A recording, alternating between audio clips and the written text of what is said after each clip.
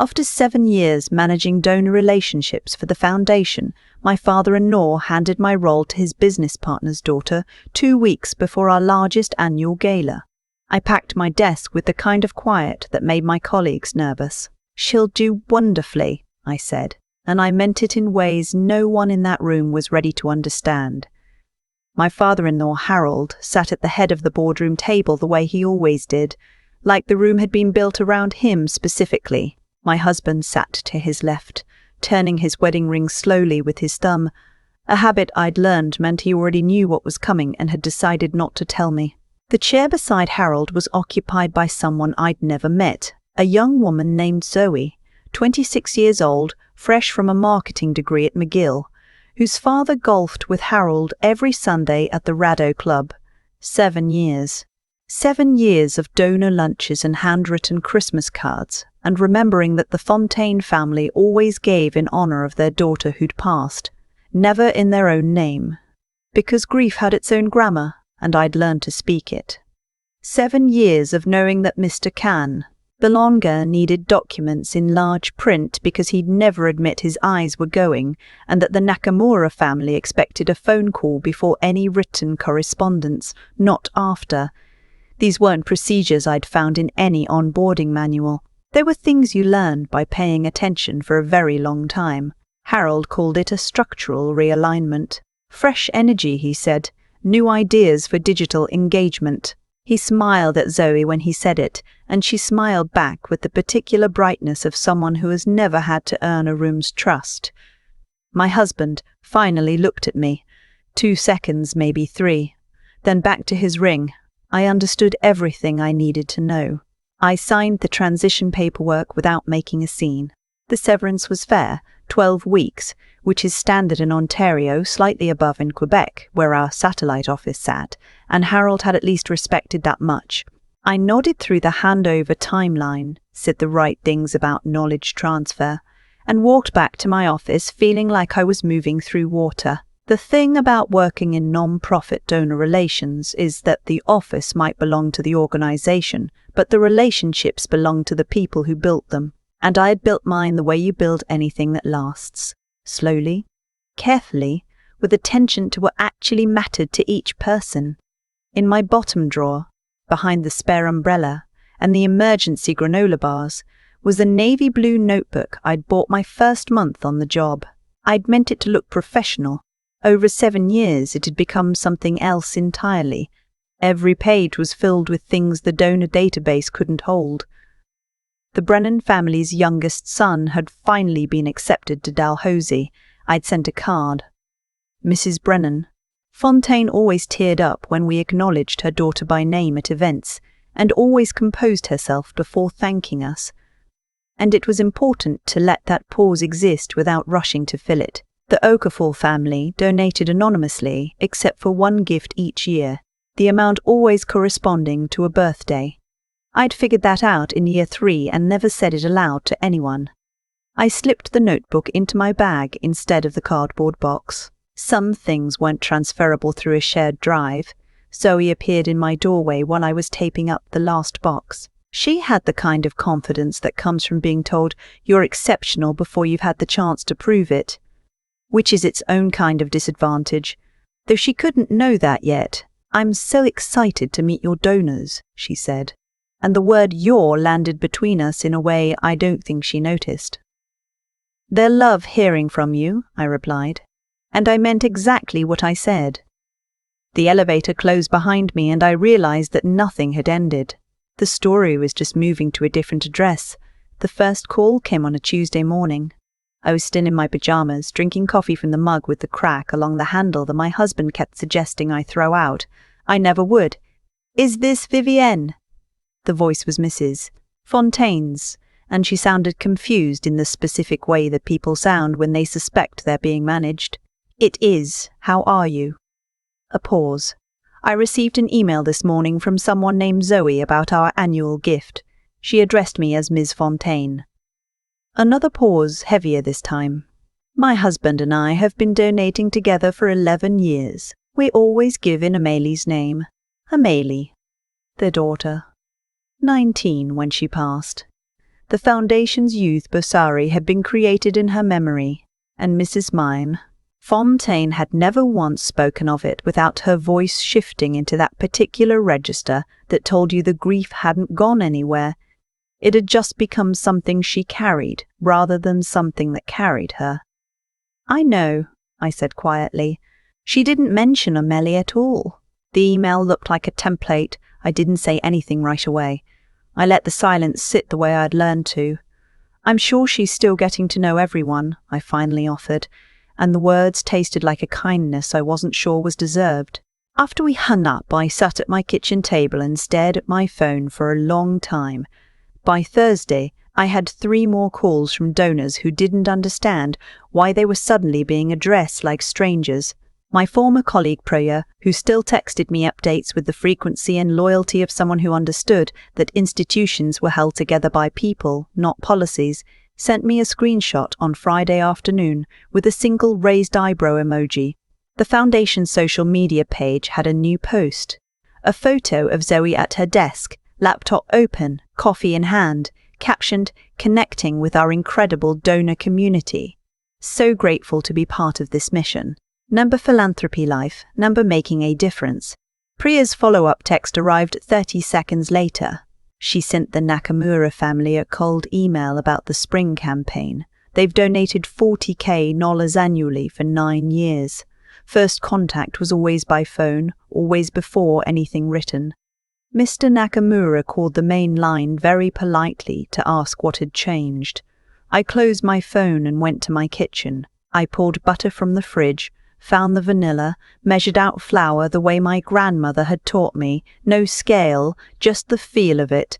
The same shortbread I'd brought to the Foundation's board meetings every December, the same one that Mrs. Bede Okafor had once said reminded her of her mother's kitchen in Lagos, which was how I'd learned that her mother had passed the previous year, and no one at the office had known to acknowledge it. While the first batch baked, I wrote cards. Real ones, on the heavy cream paper I'd been buying from the little stationery shop on Elgin Street since my first year in Ottawa. Not the Foundation's branded stationery, just mine. "Dear Mrs. Fontaine," I began.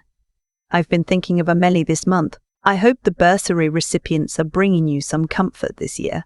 The girl who received it in the spring mentioned studying environmental law. I thought you'd want to know." Each card was different. I mentioned Mr. Belanga's granddaughter's hockey tournament. I asked the Nakamuras about their trip to Kyoto they'd been planning since before the pandemic. I referenced the Okafor family's new community garden project their son had told me about at the fall reception. I packaged the shortbread in white boxes from the dollar store, tied with whatever ribbon I had, no logo, no foundation seal, just a return address and handwriting they'd recognize. My husband came home that evening smelling of his father's office, the particular combination of old wood and expensive coffee that I'd always associated with decisions being made without me. He found me addressing the last envelope. "You can't contact donors directly," he said, setting his bag down with more care than the statement deserved. Dad was clear about that during the handover. "I'm not contacting donors," I said, pressing the seal on the last envelope. "I'm writing to friends." He stood there for a moment with the expression he got when something didn't fit into a category he'd already decided on. Over dinner, he defended Zoe with the enthusiasm of someone unconvincing himself. "She was bright," he said. "She had ideas about digital campaigns and online giving platforms. The Foundation needed to modernize." "Of course it does," I said. My phone buzzed during dessert. A text from Mrs. Fontaine. "The shortbread arrived this afternoon. Amelie loved shortbread. Thank you for remembering, dear." I turned the phone so my husband could read it. "That's sweet," he said. But something had shifted in his voice, a frequency I hadn't heard before. "You should probably keep those interactions brief." Brief, as if caring about someone's grief was something you could schedule and contain. That night, alone in the spare room I'd taken to reading in, I opened my notebook and looked at the pages I'd spent 7 years filling. The names, the details, the small specific truth that made relationships real rather than transactional. None of it belonged to the foundation. All of it had been earned in conversation, in patience, in the accumulated weight of showing up year after year as a person rather than a representative. Zoe could have the title. She could have the office, and the business cards, and the donor database with its clean columns and carefully tagged records. But she couldn't have the relationships. Those existed somewhere else entirely, in the particular way Mrs. Bissell. Fontaine's voice softened when someone said her daughter's name, in the unspoken understanding I had with Mr. Nakamura that the first 5 minutes of any call were always about his wife's garden before any business was discussed. In the knowledge that the Brennan family needed 2 weeks' notice before any major ask, because they made decisions slowly and thoughtfully, and rushing them had cost a previous fundraiser an entire planned gift. The girl who'd arrived with her Instagram strategy and her fresh ideas was about to learn that people who feel forgotten have very long memories and very short patience. The post office on Bank Street became part of my morning routine. I went at 9:30 before the lunch rush, arms full of carefully wrapped packages that had nothing to do with fundraising targets or campaign metrics. Mrs. Okafor's package went first. Inside was a jar of the Jamaican black pepper sauce she'd mentioned at last year's gala, the brand her mother had used, which I'd found at a West Indian grocery on Somerset after a 40-minute search. I'd wrapped it in tissue paper with a note about her community garden. I heard the beds are producing already. I'd love to know what you planted. For the Nakamura family, I'd spent an afternoon finding a book of Canadian landscape photography, the kind of thing Mr. Photography Nakamura had mentioned once while describing a drive through the Laurentians that had moved him unexpectedly. I'd remembered because he almost never mentioned being moved by anything, and the detail had stayed with me. The Brennan family received a card with a gift certificate to the Ottawa bookshop their daughter had mentioned loving because she was finishing her first year at Dalhousie, and I knew first years away from home needed small reminders that people thought of them. No foundation letterhead. No tax receipt language. No campaign tie-in. Just a return address they recognized. The responses arrived like something I hadn't known I was waiting for. Mrs. Okafor called my personal number on a Thursday afternoon. "The source is exactly right," she said, and I could hear her smiling. My son said, "How does she know?" And I told him, "Because she pays attention." A pause. "Are you consulting now?" "Because I've been thinking about our legacy giving, and I'd rather talk to someone I trust." I deflected gently, the way I'd learned to. "I'm taking some time to think about what's next, but I so appreciate you saying that. How is the garden coming along?" Mr. Nakamura emailed, and he never emailed to say the photography book was sitting on his coffee table and his wife had claimed it immediately. "We miss your calls, Vivienne. The new person sent us a survey about our digital preferences. Margaret found it a bit cold. Prior's updates from the office had taken on the quality of dispatches from a slow-motion emergency. The spring gala planning was 3 weeks behind because Zoe had restructured the seating approach without knowing that certain families could not be placed at adjacent tables. The Belanier and Thibodeau families had a property dispute that predated my tenure and was common knowledge to anyone who'd been doing this longer than 6 months. Praria had caught it 2 days before the invitations went to print. The Fontaine family had been sent a pledge renewal form with a generic gift amount suggested by an algorithm that had no way of knowing their annual gift was always exactly the amount Amélie would have been paid in a year had she lived, calculated against the minimum wage at the time of her death, and adjusted each year. It was a private ritual that I'd never disclosed to anyone, and had only understood by accident in year 4. The form suggested $65. I heard about this from Mrs. Fontaine herself, who called on a Sunday morning, her voice carrying the particular flatness of someone trying not to be unkind about something that had genuinely hurt them. "I knew she didn't know," Mrs. Fontaine said. "How could she? But it felt like being seen, and then suddenly not seen. Do you understand?" I understood completely. That evening, my husband came home with the particular silence of someone who had spent the day managing consequences he'd helped create. He sat at the kitchen table while I finished the lemon tart I'd been making, the recipe from Mrs. Mess's. The longer, shared over tea, during a particularly long grant review 2 winters ago. The Fontaine family called the board chair today, he said. I sliced the tart without responding. They're reviewing their legacy commitment. That's their right, I said. Vivienne. He said my name like it was a question. You know you can't keep. Can't keep what? I set down the knife. Writing to people I've known for 7 years. Sending them things I thought they'd like. None of that involves the foundation.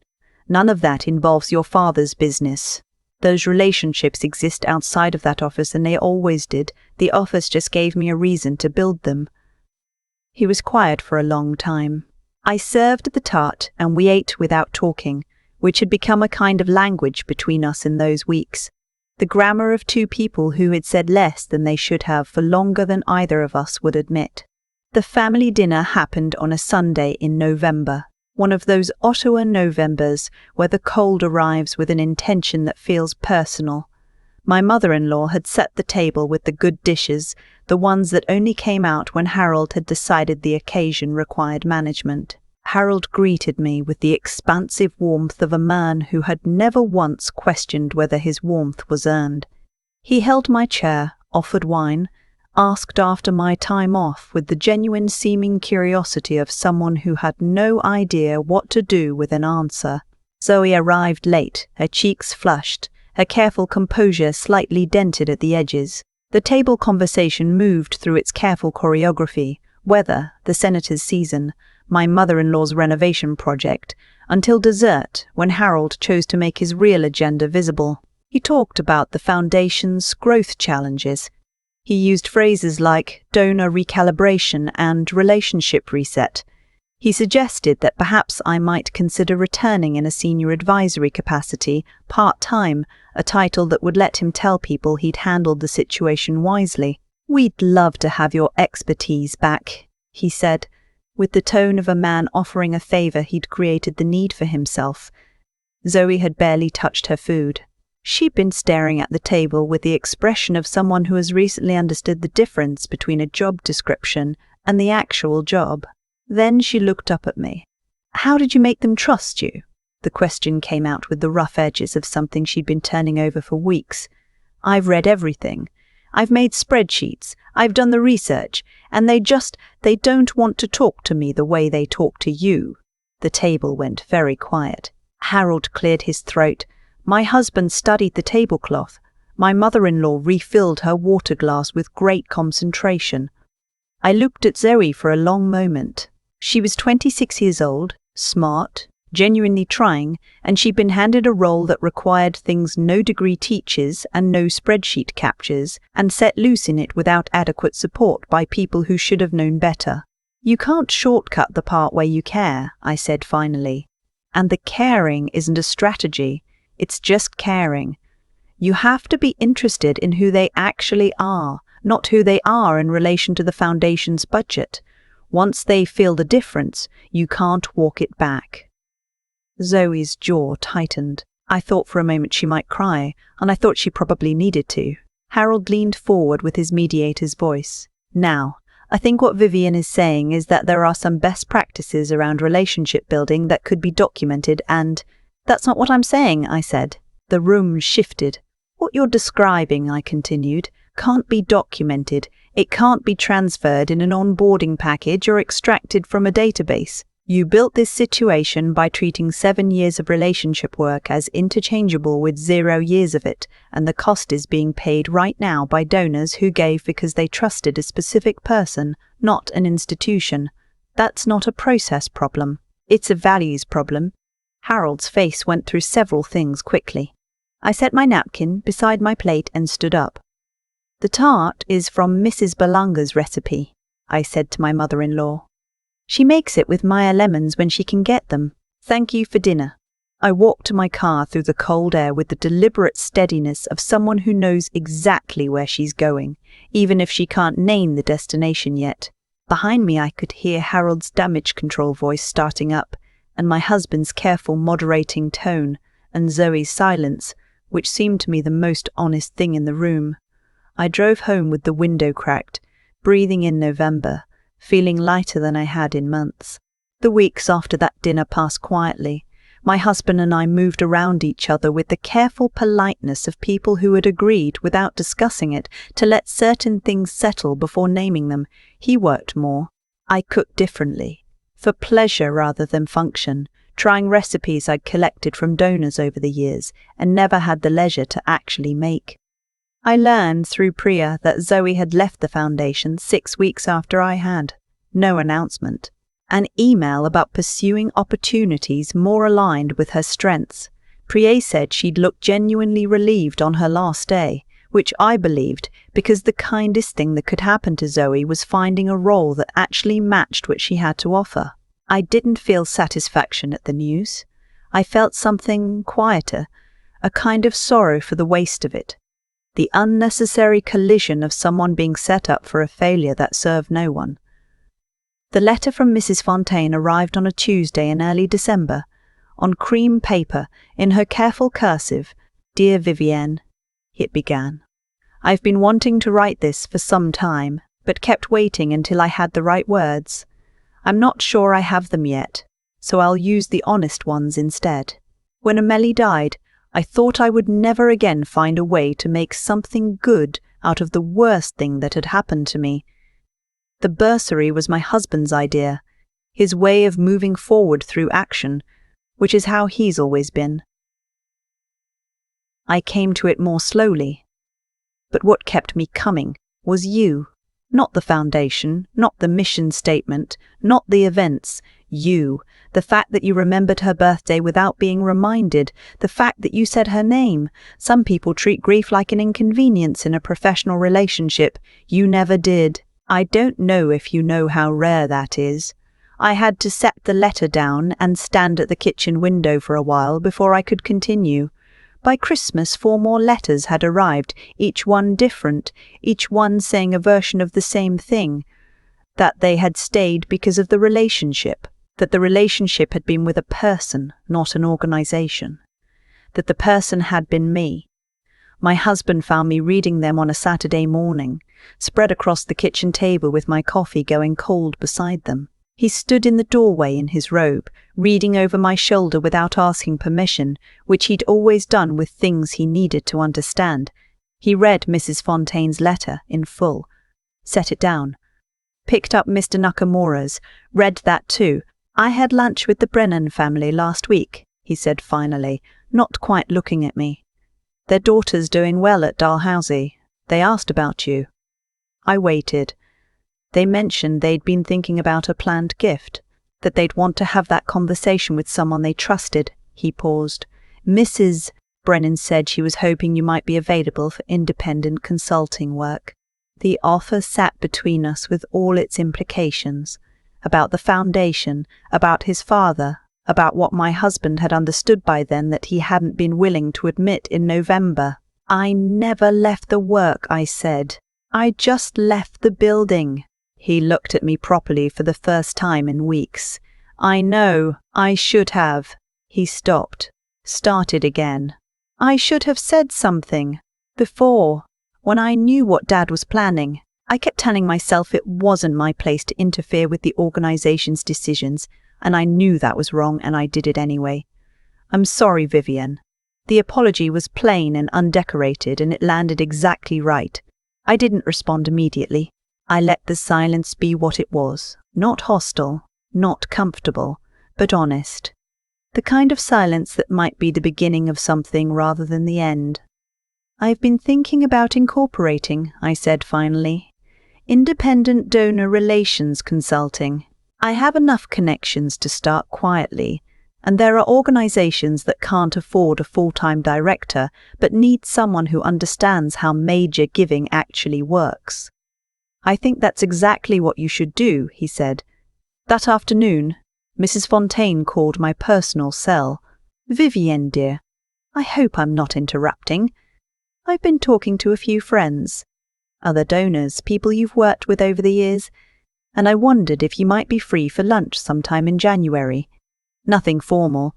I just think there are some conversations worth having, and I'd rather have them with you than with anyone else." I said yes. I made a note in the navy blue notebook, the one that had never belonged to the foundation, that had always been mine. The maple tree in our backyard had lost nearly all its leaves by then. That slow November surrender that Ottawa does better than anywhere, each branch letting go with a kind of unhurried grace. I watched it from the kitchen window after I hung up the phone and thought about the difference between things that end and things that transform. How sometimes you can't tell which is happening until much later, when the new growth has already started and you realize the tree was never dying, only resting, only gathering itself for what came next. I keep thinking about the navy blue notebook, not the Foundation's donor database, not the org chart, not the severance agreement, just that notebook sitting in the bottom drawer for 7 years, filled with things no system could hold. Mrs. Fontaine's daughter's name, the amount the Okafor family gave every spring, and what it quietly meant, the precise way Mr. Nakamura needed to be approached before any conversation about money could happen. None of it was policy, all of it was care. What happened to me wasn't unusual. I've since met dozens of people who lost roles the same way, not for poor performance, not for misconduct, but because someone with power decided that loyalty was less valuable than convenience, and that relationships built over years could be handed off like a set of office keys. The pattern is so common it almost feels inevitable. But what I've come to understand is that the outcome was never inevitable. It followed directly from the choices each person made, including me. Harold chose expedience over integrity. He treated 7 years of genuine work as a transferable asset, like furniture, like equipment, like something with no particular relationship to the person who'd built it. The consequence wasn't punishment in any dramatic sense. It was simply reality reasserting itself, the reality that trust is not a feature of a database record, and that the moment donors felt like account numbers rather than people, they acted accordingly. The cause was indifference, the effect was loss, there was nothing mystical about it. Zoe was not the villain of this story. She was a young woman placed in a role she hadn't earned yet, without the years of quiet attention that the work actually required, and set up to fail by people who should have known better. What I hope she took from it, what I genuinely hope, is that intelligence without wisdom is just competence waiting for context. She was smart. She had energy, but she hadn't yet learned that you cannot shortcut the part where you actually pay attention to another human being, where you sit with their grief or their pride or their particular way of making decisions, and you remember it, and you show up again the next time, knowing what you remembered. That's not a skill you can download. It grows the way anything real grows. Slowly, through practice, through caring enough to try again when you get it wrong. What I had to choose, and it was a choice every single day of those 7 weeks, was whether to let what happened make me smaller or clearer. It would have been easy to become bitter. The bitterness was available. It was right there. Instead, I made shortbread. I pressed flowers. I wrote letters by hand on cream paper to people who had trusted me, not because I was building a strategy, but because they deserved to be remembered, and I was someone who remembered them. That's the thing about integrity. It doesn't require an audience. You either are the person who shows up for others or you aren't, and no restructuring memo changes which one you are. My husband apologized, not with grand gestures, but plainly in the kitchen on a Saturday morning with no one watching. That mattered. Accountability without theatre is its own kind of courage, and I've learned to recognize it. When Mrs. Fontaine's letter arrived, when she wrote that I had said Amélie's name, I understood what the work had actually been. Not relationship management, not donor retention. Just the ancient, ordinary, irreplaceable act of seeing someone clearly and not looking away. That was always enough. It will always be enough.